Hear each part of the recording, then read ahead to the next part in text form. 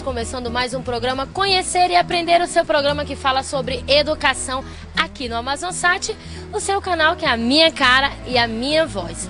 E no programa de hoje nós vamos falar sobre transtorno e déficit de atenção e hiperatividade. Você já ouviu falar? Então no programa de hoje você vai saber o que é o TDAH. Não perca, isso você confere agora no Conhecer e Aprender. Fica aí!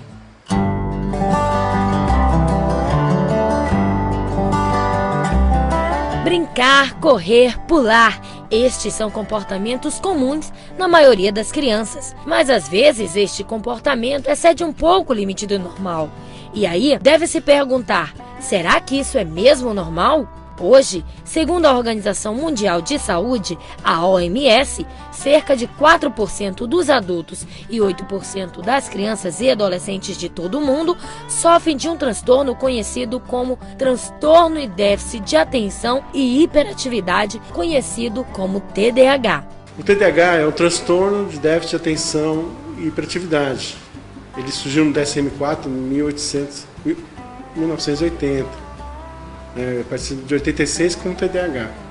O TDAH é reconhecido pela OMS como transtorno mental que está listado na Classificação Internacional de Doenças. Especificamente, o TDAH é um transtorno de base orgânica associado a uma disfunção em áreas do córtex cerebral, conhecida como lobo pré-frontal.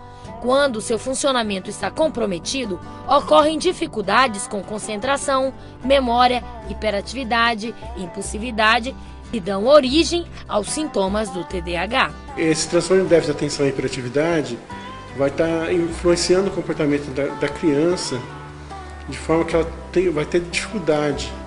Essa hiperatividade, essa impulsividade ou essa desatenção vai está alterando o comportamento da criança de forma que ela vai ter dificuldade de se concentrar, de manter a atenção, dificuldade de ficar sentadinha no lugar.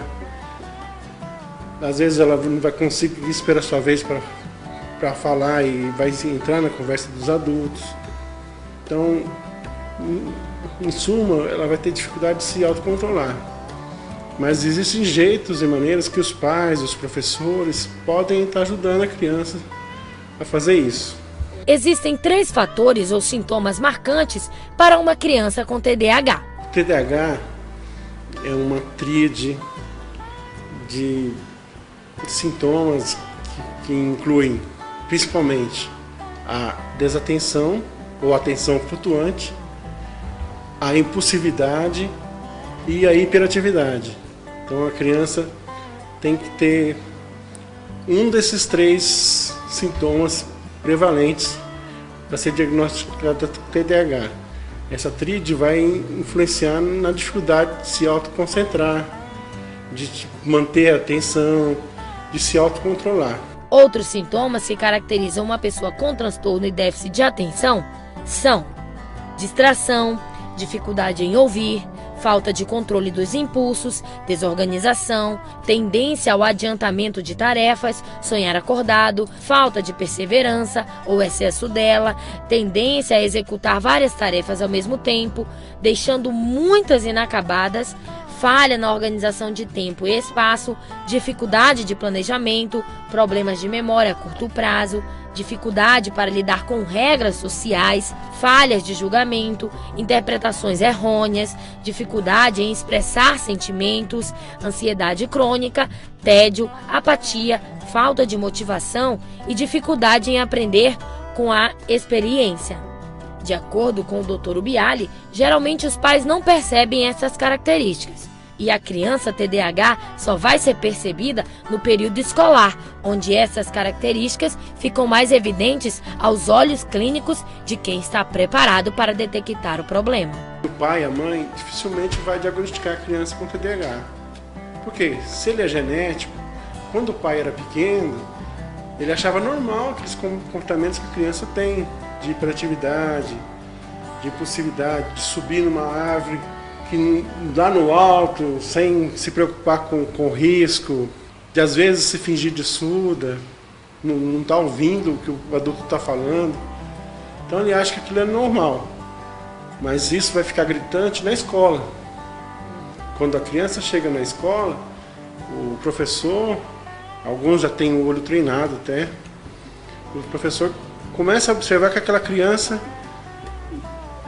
um desses 3 fatores, a hiperatividade, a desatenção ou a impulsividade, vão estar gritantes para as crianças que têm a mesma idade dela. Então, naquela sala, todas as crianças de 6 anos, 5 anos, a criança não consegue ficar parada na cadeira. Passou um passarinho na janela, ela acabou a aula, não presta mais atenção em nada. Então, para o professor é mais fácil perceber isso. Como vimos, o professor tem um papel muito importante na identificação de uma criança com TDAH, mas para que seja dado o diagnóstico final, é necessário que seja feito um acompanhamento mais completo. O professor vai encaminhar para um psicopedagogo, para um neuropsicólogo ou para um neurologista que vai fazer uma entrevista, vai fazer o levantamento desde quando foi a gravidez da criança, como foi a história familiar da criança, e depois vai fazer uma entrevista com a própria criança. O profissional final que vai fazer o diagnóstico vai ser o neurologista. Vai fazer o diagnóstico, vai dar algum medicamento, se for necessário ou não. Mas o primeiro profissional que ele vai conversar vai ser a professora, que provavelmente vai ter alguma instrução para poder estar ensinando. Outra profissional de ouro também, a psicopedagoga, ou a própria psicóloga escolar, que vai estar na própria escola, que vai poder dar alguns conselhos, como fazer, como lidar com essa situação. Existem 3 tipos de transtorno e déficit de atenção e hiperatividade. Um deles é o tipo desatento. Os outros 2 tipos é o hiperativo e impulsivo. Esses são os tipos mais comuns, mas pode acontecer de a criança desenvolver um tipo chamado combinado. Ela pode ter só a hiperatividade, ela pode ter só a impulsividade, que também faz parte do transtorno, ou só a atenção flutuante ou déficit de atenção. Mas pode ocorrer dos 3 fatores ocorrerem combinados. É mais difícil de acontecer, mas pode ocorrer dos 3 estarem combinados. Por quê? Uma linha da Unifesp, o Dr. Paulo, acredita que o TDAH tem razões neurobiológicas para isso, razões genéticas. Então, às vezes, o pai tem 10 cromossomos para TDAH, a mãe tem 10 cromossomos para TDAH, cada um passa 5. Ou nesse caso, combinado dos 3, os 2 passam os 10 deles, então a criança fica com os 20. É muito mais raro, né? Mas pode acontecer. E aí a criança vai ter uma dificuldade maior de se autocontrolar. Mas existe jeito de estar intervindo e ajudando.